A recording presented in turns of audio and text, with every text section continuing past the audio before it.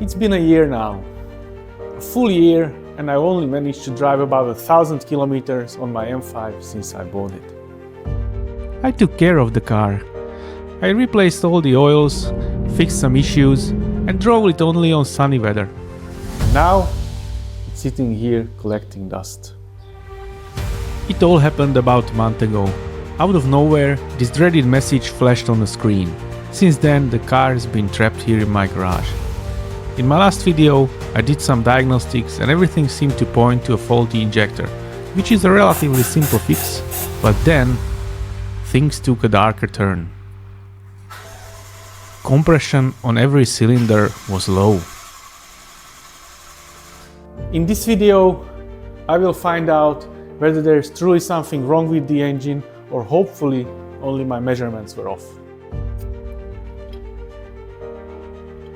If it's really just the injectors, then by the end of this video we will fire this car up.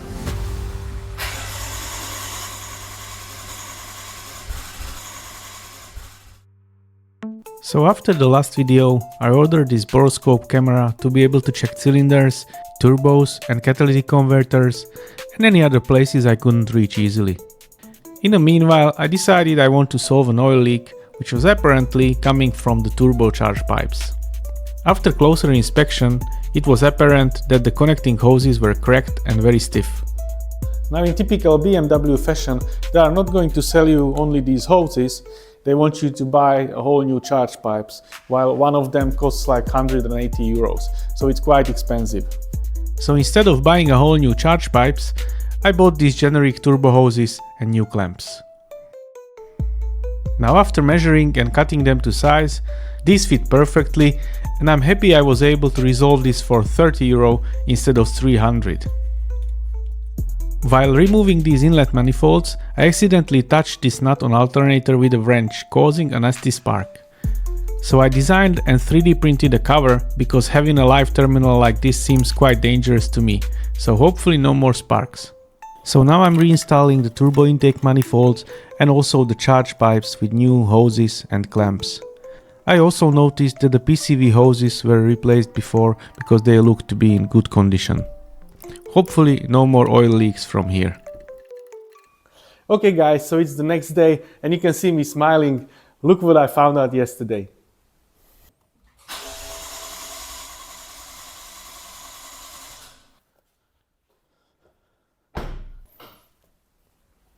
Yes! So as you can see, we have almost 190 psi of pressure, which is more than 50 psi more than our original readings. Now I have tested only one cylinder at this point, but I'm going to test the rest of them too. But let me show you how I got there and what was really the issue causing this. So I decided I'm going to test the gauge with my compressor. And my compressor, when fully charged, is at about 105 psi. After connecting the gauge directly, I measured about 100 psi, which is a bit less, but not a huge difference. However, when I repeated the test with the rubber hose adapter that goes to the spark plugs, I found very different results. Only 50 psi instead of 100. Now I realized right away that this must be caused by the Schrader valve, which is in the rubber hose adapter. So after some googling, I found out there must be a special type of Schrader valve used, which is with very soft spring or no spring at all. I was able to source such valve from a bicycle shop, and even though it has a spring, it is only pressure sealed valve, so the spring is not holding the valve closed. So I bought this borescope camera because I've seen good reviews on YouTube for that, and actually it's pretty decent. You can use this steering wheel to move the camera around. So let's have a look into the cylinder, how it looks. So I'm going into the cylinder through the spark plug hole, and the piston is almost at the top, so I can't see too much, but I already see some small carbon deposits on the piston and also these yellow flakes or spots. This seems to be from the injector spraying pattern, so probably the injector wasn't really spraying nicely as it should, and it was kind of spraying in one spot. Apart from that though, I can't see anything really wrong here. Now checking another cylinder, we can see a lot more here because the piston is in a lower position. We can see more or less the same, a little bit of carbon deposits. Also, the spray pattern from the injectors, but also we can see some kind of dirt in the bottom of the piston, which I suspect it was coming from the valves, because when I looked up at the valves I've seen a very much similar material. Anyway, I'm going to try and remove the dirt with a vacuum cleaner and a small hose. Once that's done, checking again the compression on this cylinder to confirm it's all good. And thankfully, yes, it seems we have about 180 psi. Then I continue with testing some more to ensure we have consistent results. Okay, so all the cylinders are tested. They are all within 180 to 190 psi, which is well within the specs for this engine. I mean, considering it's sitting here for a month, I really couldn't hope for more. I've also checked the cylinders with the boroscope camera. Now I haven't found anything unexpected. There are some carbon deposits, which I hope I'll be able to sort with some fuel additives, but there is no reason this engine couldn't work just perfectly. So the next step would be really to fix the injectors. Now last week I was really determined to get this engine fixed regardless of what's going to happen with the pressures, so I went ahead and ordered 8 brand new injectors with also the seals. Now the injectors for this engine cost about 80 euros. They are directly from Bosch, so they are the OEM parts. Now I also had to order this special tool, which is an injector removal, and you really need this to basically safely remove the injectors from the cylinder head, and also this is used to reinstall them back. This was around 50 euros. So with that, I think I have everything I need to be able to fix this engine and hopefully start it once again.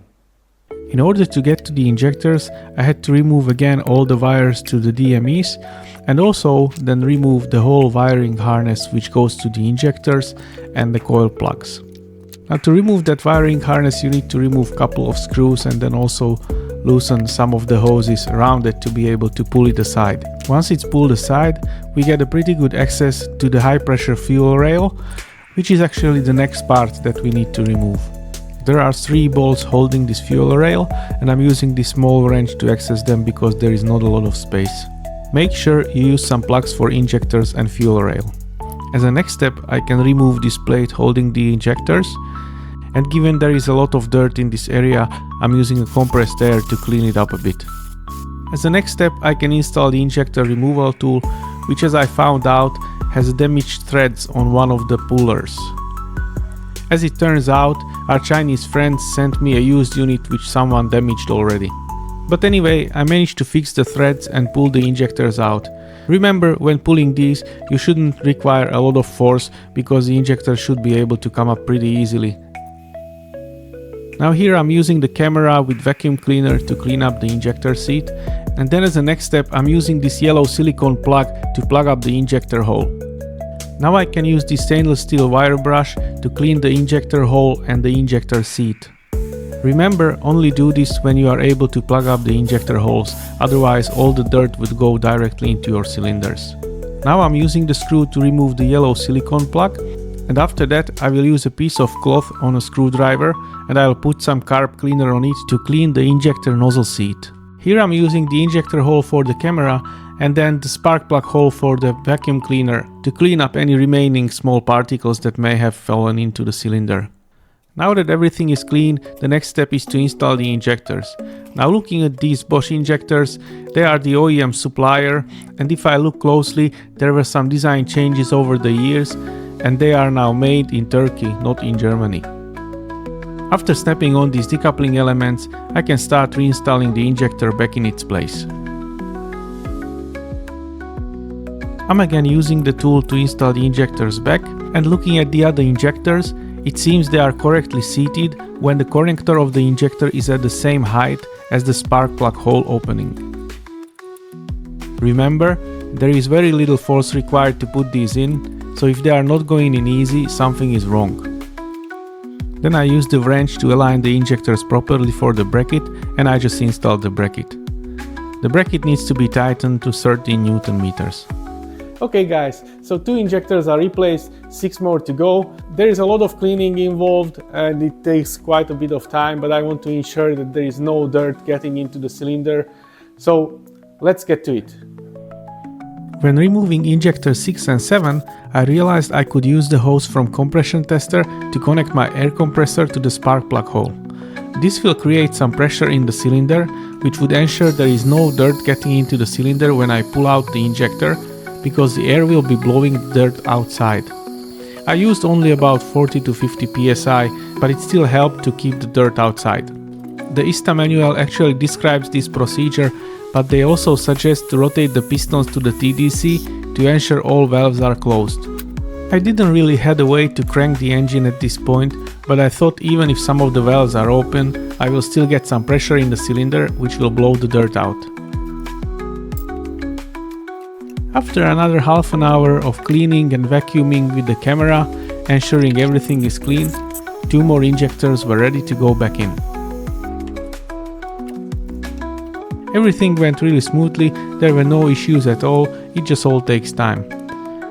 Now that the injectors are installed, I was able to reconnect the high pressure fuel rail and then torque it down to specs. The nuts on the injectors need to be tightened to 23 Nm and the nut on the high pressure fuel pump needs to be tightened to 30 Nm. Once that was done, I dived right into the other side of the engine, removing the wiring harness and the high pressure fuel rail. I noticed that there is a lot more oily dirt around the injectors 1 and 2, which I haven't seen at any of the others. And I don't know if someone spilled some oil here in the past or what could be the reason. If anyone knows, chime in the comments. Anyway, I cleaned it up and started removing injectors number 1 and 2. Okay, so I haven't really had too much issues to remove injectors from cylinders 5, 6, 7, 8, but now I started on the other side and right away cylinder number 1 seems to be, well, difficult. When I was pulling it out, I had to use a lot more force, so I knew that something isn't right. I was actually afraid it's going to break or something. So the injector did come out, but this decoupling element tore into 2 pieces and one half of it remained in the cylinder head. So now I need to figure out a way how to remove it from the head. Otherwise, that's a big problem, I guess. You know, it would mean that the head needs to come off, and if that's the case, then I'm done. I can't do that myself. I would need to bring the car somewhere. So fingers crossed I can remove it somehow and continue with this work. You may remember the injector number 2 was causing us issues, and indeed it does look terrible compared to the rest of them. Anyway, I plugged in the injector hole and I'm starting to clean the whole area with wire brush and vacuum cleaner. Then I'm using a long pick tool to pry out the decoupling element. This however didn't work as the decoupling element was caked into the cylinder head, so I had to use some other pry tools and essentially bend the ring to be able to take it out.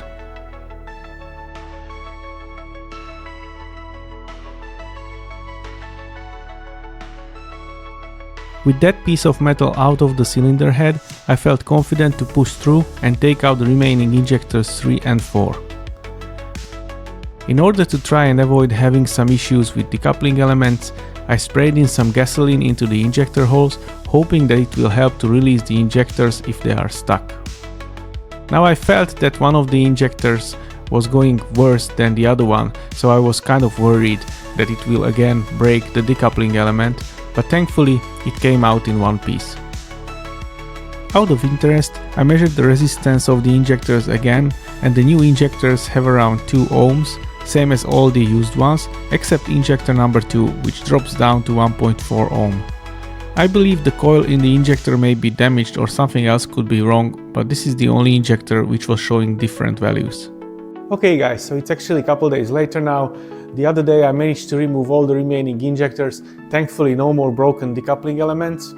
I also managed to remove the stuck decoupling element piece from the cylinder head from injector number 1. In order to be sure that the seat of the injector is clean, I purchased this special 20mm reamer head. So usually they come in smaller sizes for diesel injectors, but this one is rather big. I also cleaned up the injector seat and I'm going to show you before and after photos. Now I think everything is ready for the new injectors to go in, and once that's done, hopefully I can reassemble the rest of the engine and then we can program the DMEs and hopefully then we can start the car. First I decided to reinstall everything on the left side of the engine, so all the wiring harness goes back, and then I'm installing new coils. These are really simple to install and it only takes couple of minutes. Next I'm making sure to reconnect all the cables, not forgetting any of them. Then reinstalling the power steering reservoir, vacuum hoses and fuel line. Here you can see me using the screw to unplug the injector holes, then doing some final checks with the camera, and injectors can be reinstalled. The installation went really smoothly, just using the tool to ensure correct depth of injector installation, then reconnecting the fuel rail, torquing down the injector nuts, and then installing again the wiring harness and the ECUs back in their place. As a last thing, I reconnect the intake filters and this should be ready. Okay, so everything in the engine bay is installed. I hope I didn't forget anything. So the next step would be to reconnect the battery and then code the injectors to the DME. Now each injector has a specific calibration code from the factory and you basically need to teach DME these new codes. So while I was installing the new injectors, I took notes of the calibration codes of each and every injector. So I have a table here. I will now just use this table and put it all into ISTA, into the DMEs, and hopefully then we'll be able to start the engine. Let's take a second to appreciate the beauty of this engine. It's a dying breed after all. I really like how symmetric everything looks on the V8s. Anyway, let's reconnect the battery and code all the new injectors. It is really simple to do this via ISTA. You just have to look for injection quantity compensation procedure and it will take you through all the steps to enter the values for each cylinder. Here we need to update all 8 of them. After that I'm resetting the adaptation values and well, this should be ready. Okay, so I should be ready to start the car now. I'm nervous as hell, but let's try and do it.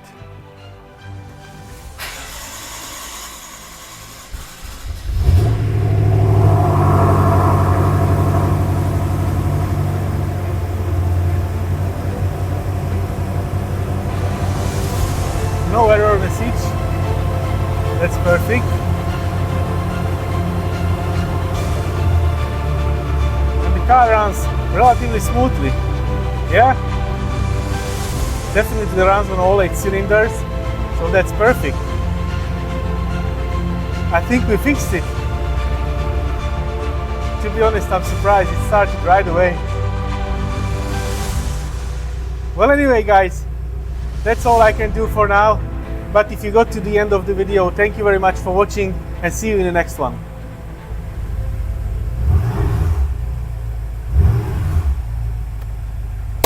Yes.